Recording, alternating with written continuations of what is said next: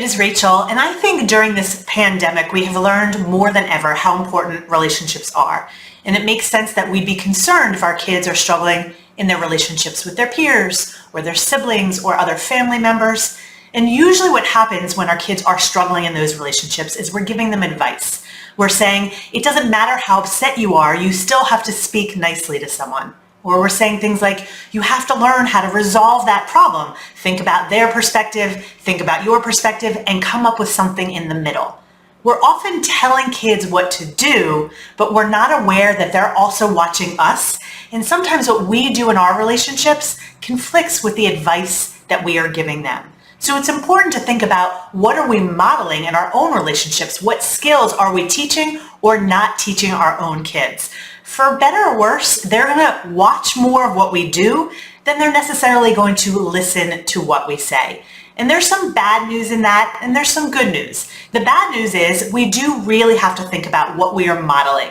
Are we able to speak respectfully to someone even when we're upset? Are we able to work through conflicts rather than telling someone else that they should think or do what we think they should think or do?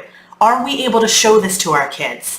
Now, I do want to say this, and I want to say this very clearly. If your child is having really aggressive behavior, they're being really mean or nasty, I am not saying that they are getting that from you. I'm not saying that you're being aggressive or particularly mean and nasty. That's actually, to me, more of a sign that that child is struggling to regulate their emotions than that they've seen it from you.